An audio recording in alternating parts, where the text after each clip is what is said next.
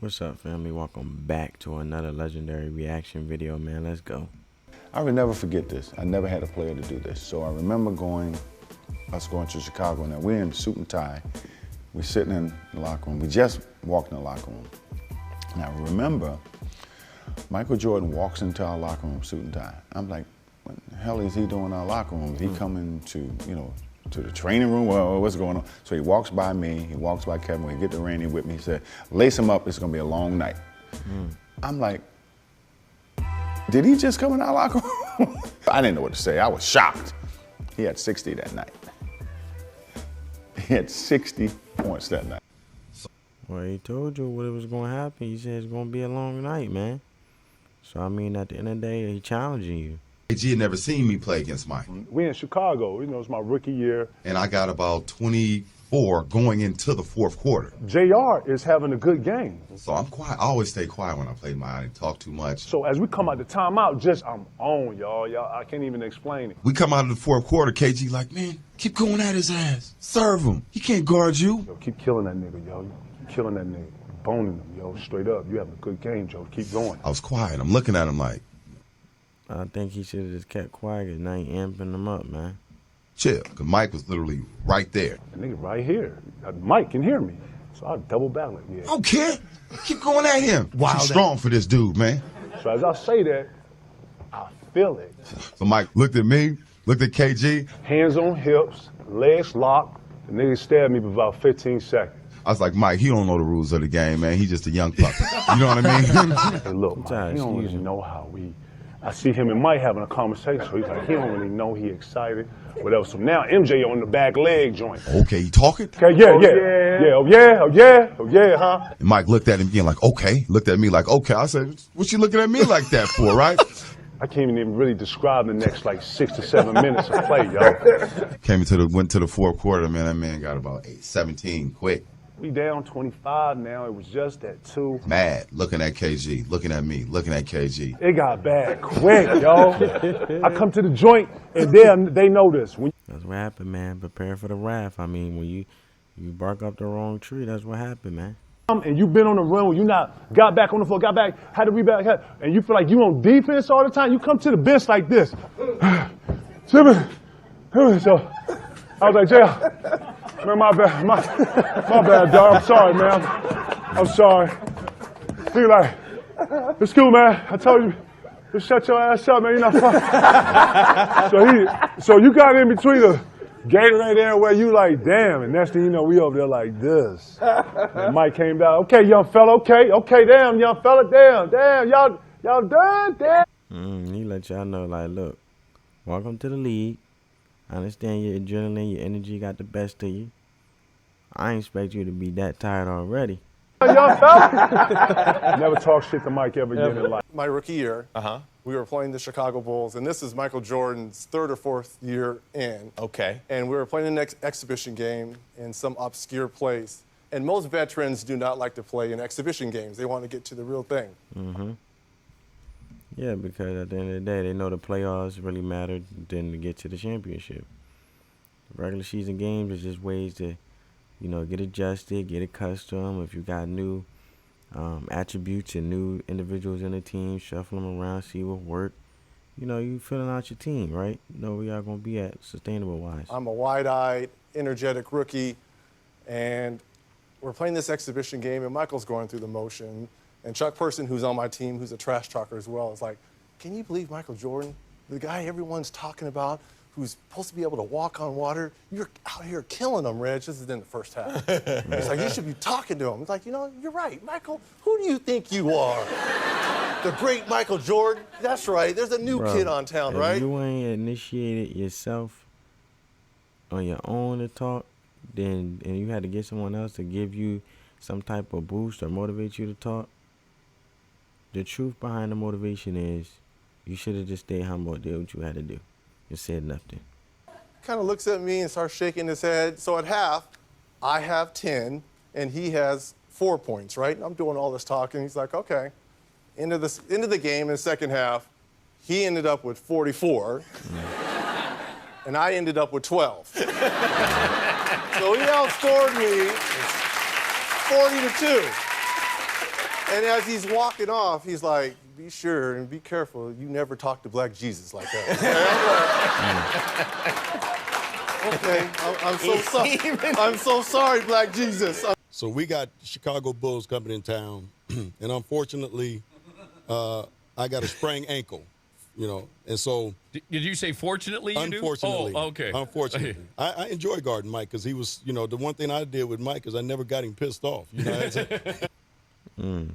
You could tell when you are very impactful in a basketball league when you don't want to get someone pissed off based on how they could just amp up their skill set to basically compete to the highest level where your team just gets destroyed in the game.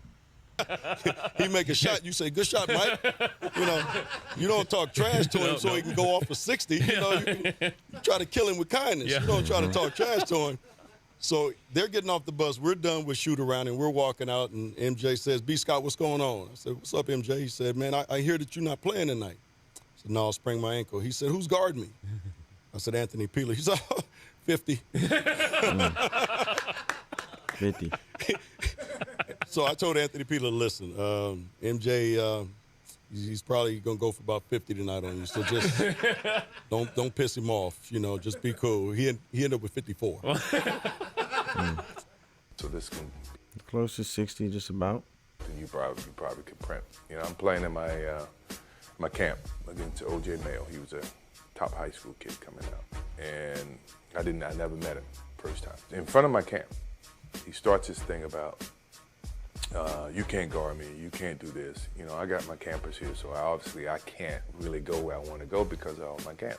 Mm-hmm. So I stop the camp, send the kids to bed. We go back to playing. And he starts his whole thing, you know, that you can't guard me, you can't do this. And then finally I just let him, I said, look, dude, you may be the best high school player, but I'm the best player in the world. So from this point on, it's a lesson. And from that point on, it was a lesson. He never won a game. See what happened? If you're going to talk, make sure you back it up, right? That's a lesson that might teach everybody. I posted him up, I did everything. If I can ever show you that film, if you can ever ask him that, ask him about the thing that happened at my camp. I don't consider that trash. I consider that fact. You call it trash. Who gets Scotty? Let's get it. Off the glass, and Luke kicked it out. Michael will get it forward to the fresh shot clock. MJ. Oh, he did it! Hey, Michael shakes the finger, but he finally got his dunk on Mount Matumbo. You called him, bro. You speak in existence, he'll deliver. Dunked on you. He never put you on the highlight. No. He said, I would love to give him my poster, but it's not happening. It's not going to happen. The story that I think summed the whole thing up. We was playing Chicago in Salt Lake. They switched and put John Stockton on it, and he turned around and dunked on Stockton. So some guy got up and almost followed him down the sideline and said, hey, Jordan, pick on somebody your own size. Next time down the floor, he dunked on Mel Turpin. And went over and looked at the guy and said, was he big enough? Did you ever Yeah, he asked the question. He took the challenge. involved in trash talk with Jordan? Thanks a lot, Jimmy. I just wonder, but because you don't seem like a trash talking kind of guy I'm to not. me. And I never talked trash, but one time in my entire life. With Jordan? With Jordan. Oh, all right. First ever time ever talking trash. So we're with the Dream Team. Okay. And for 3 days in a row, we had came into a tie because what Coach Daly did, he split the team up. Yeah, I remember this. You know, he split the team up for the simple fact that he wanted to raise the level of competition, let alone make each other very competitive amongst greats playing against each other and with each other, right? Versus West. So Barkley, Jordan, Larry Bird, Pippen, and Patrick Ewing all played in the East. Wow. And then we had the West guys, myself, David Robinson, Malone, Mullen, Drexler, and John Stockton. So we would play every day, tie. So this is the fourth day. And we got out on them about 12-2. And I said, I'm gonna really rattle his chain. So I went over there, tapped him on the shoulder, and said, hey, man, if you don't turn into Air Jordan, we're gonna blow you out today. Jimmy, his eyes got big. Usually that tongue come about right here, now it's way out. He broke the huddle, he hit a 3, and he's looking at me. So he came down again, hit another 3. So the greatest shot, now I've been involved in all 3 of them. First, Dr. J walked out in air, out of bounds. Oh, yeah, Reverse layup, under. Right. Michael Jordan in 1991 came down on us with the right hand, tongue out. He switched in midair to the left, spun it against the glass. Now, this is the greatest shot I've seen. He came down the right side, took off. David Robinson took off. And he said, okay, I'm gonna just sit here in the air. Because I know David Robinson is gonna go down. So David Robinson went to the ground. He 360, tongue moving, and dunked it. In a practice game. In a practice game. And I was like, oh my goodness.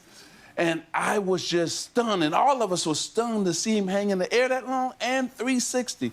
Michael Jordan is so incredible. There'll never be. The moral is you should not talk trash to Michael. Yeah, you should not talk trash, especially to just a competitor from a business perspective, because he look at everything like just handling business, nothing personal.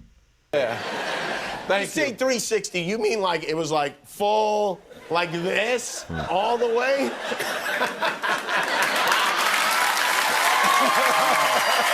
Michael Jordan, it's who you said you wanted to be like. And I've heard you say multiple times that when you saw him for the first time on the court, you could literally see the aura around him. Because that was my guy, that was my hero. Did you talk to him before the game at all? No.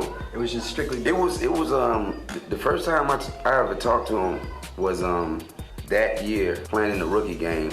That was the year they did the top 50 of all time. Oh, okay. Yeah, where they had the jackets on and all that. And I saw him walking through, I'll never forget it because he said, "What's up, you little bitch?" Set him off real quick. I'll never forget it. I looked at him like, all right, man. What do you say back to that? Because it's somebody you really rock with. Nothing. You just got to eat that, right? Nothing. And then, like, I remember one time I was telling him how much I rock with him, and he was like, "Man, you wouldn't rock with me like that because you wouldn't have crossed me like that." Right, you wouldn't have hit me with that cross. That don't matter, man. Business is business, right? I always knew that once I got to the league, I was gonna try my move on the best. So, he was just a victim. 3, 2, that's all right. Hey, I shoot him better when the clock going down. Two greats, two greats, man. But I hope you guys enjoyed the video. Get this video a big thumbs up on that note, family. Peace.